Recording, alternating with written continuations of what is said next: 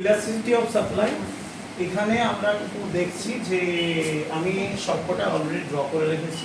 প্রথমে হচ্ছে এইটা price elasticity of supply equals to infinity. কখন ইনফিনিটি হয় আমরা জানি, the rule is percentage change in quantity demanded by percentage change in price.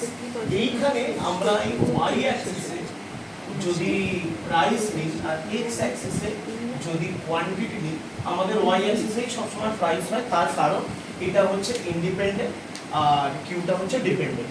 Independent Y অ্যাক্সিসে থাকে, ডিপেন্ডেন্ট এক্স অ্যাক্সিসে থাকে।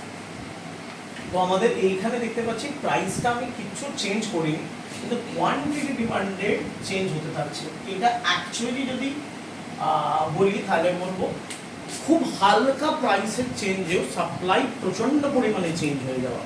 তার কারণ ইলাস্টিসিটি মানে হচ্ছে responsiveness. Elasticity is the responsiveness. তো এইখানে তার প্রাইস চেঞ্জ হতে না হতেই রেসপন্ড করতে আরম্ভ করেছে, প্রচন্ডভাবে রেসপন্ড করছে, এতই রেসপন্ড করছে যে প্রাইসের চেঞ্জটাও ধরা যাচ্ছে না। তো এটা ইনফিনিটি। লজিক পরিষ্কার। চলে আসছি পরেরটা। এইখানে হলো কি, এইখানে আবার আমি এটা ওয়াই অ্যাক্সিস, এটা এক্স অ্যাক্সিস, এটা প্রাইস, এটা কোয়ান্টিটি। এইখানে আমরা দেখছি যে এটা স্ট্রেট লাইনই হয়েছে, কিন্তু এটা প্যারালাল টু ওয়াই অ্যাক্সিস। এটা যেরকম প্যারালাল টু এক্স অ্যাক্সিস ছিল, এটা প্যারালাল টু ওয়াই অ্যাক্সিস। এখানে আমরা যেটা দেখছি যে এইখানে প্রাইসটা আমরা P1, P0, P2 তিনখানা প্রাইস লিখলাম। এই তিনটে প্রাইসে কোয়ান্টিটি Q0 তে এটা বসে আছে। এটা আমি ধরলাম টিপু সুলতানের কয়েন। টিপু সুলতান ধরে নিলাম 50 লাখ কয়েন বানিয়েছিল ও যতদিন রাজত্ব করেছে। তো সেটা তো আর কোনোভাবে বানানো সম্ভব না। মোনালিসার পেন্টিং একটাই আছে। তো তুমি এখানে প্রাইসটা যতই বাড়িয়ে দাও, এ সাপ্লাই বাড়ানো সম্ভব না। নকল জিনিসের কথা আমি বলছি না, অ্যাকচুয়াল মোনালিসার পেন্টিং একটাই আছে, যত দাম দাও একটাই পাবে, একজনই কিনতে পারবে। সেরকম টিপু সুলতানের যে অরিজিনাল কয়েনগুলো আছে, মাইসোর প্যালেসের সামনে যে নকলগুলো বিক্রি হয় তার কথা বলছি না। তো সেইগুলোর দাম তুমি যত খুশি বাড়িয়ে দিতে পারো, পারেও, কিন্তু টোটাল সাপ্লাই এটা চেঞ্জ হয়। চলে আসছে 3 নম্বরে। 3 নম্বরের ক্ষেত্রে আমরা কি দেখলাম, যতটা এটা ওয়াই অ্যাক্সিস, এটা এক্স অ্যাক্সিস, এটা প্রাইস, এটা কোয়ান্টিটি, মোটামুটি যা চেঞ্জ প্রাইসে করেছে সেই চেঞ্জ যদি কোয়ান্টিটিতে করি, একটা অলমোস্ট 45 ডিগ্রির কাছাকাছি অ্যাঙ্গেলে লাইন আমরা টানতে পারছি। এইখানে বইয়েতে যদি দেখিস, তোদের ফ্র্যাঙ্কের বইয়েতে ওখানে দুটো লাইন টানা আছে, দুটোতেই ইপি ইকুয়ালস টু 1 দেওয়া আছে। চলে আসছি তারপরে, এটা হচ্ছে আমাদের ইপি গ্রেটার দ্যান 1। আমি বলবো এটা ড্র করবার আগে, এইভাবে ড্র করবার আগে বাড়িতে যখন প্র্যাকটিস করবি, আগে এই প্রাইস আর কোয়ান্টিটিটা বানিয়ে P0 Q0টা আগে বানাবি।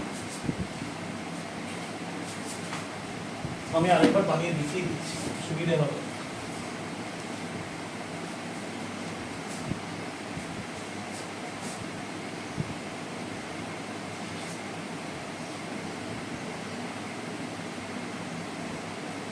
আমি এই প্রাইস রাখলাম আর এই কোয়ান্টিটি, এটা P0, এটা Q0, ঠিক।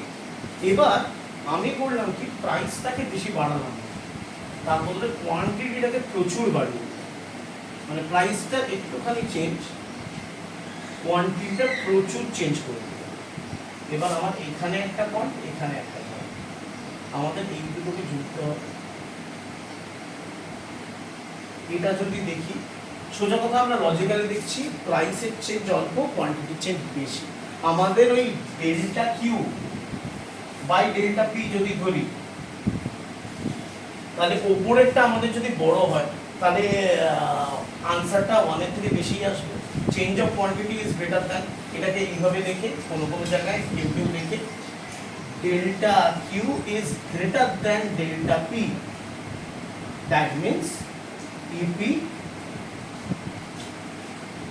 is greater than 1।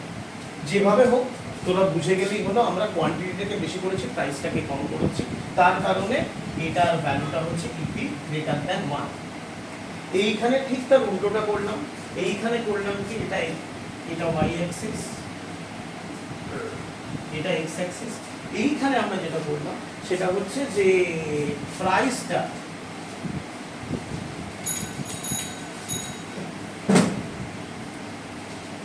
প্রাইসটা প্রচুর বাড়িয়ে দিলাম, কোয়ান্টিটিটা অল্প একটু চেঞ্জ করলাম, ঠিক।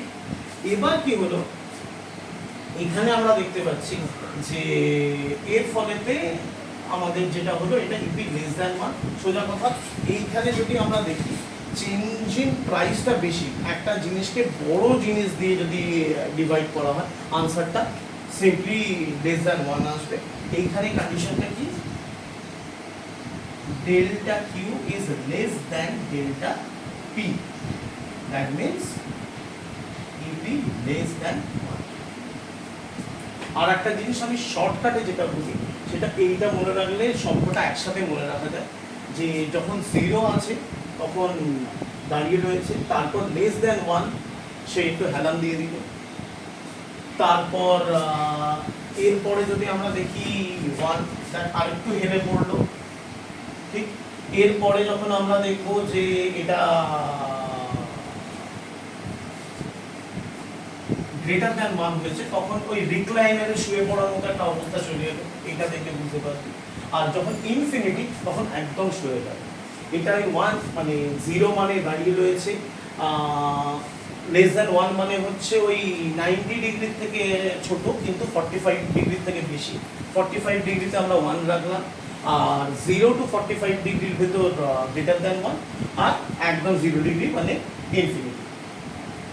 তো যেভাবে হোক এই ডায়াগ্রামটা মনে রাখতে হবে, এইটা পরীক্ষায় ভুলে গেলে মেন লজিকটা লাগিয়ে কিন্তু এই দুটো বানিয়ে দেওয়া যায়, এই দুটো বানাতেই সবথেকে বেশি ভুল হয়, এইগুলো তো বানানো ইজি।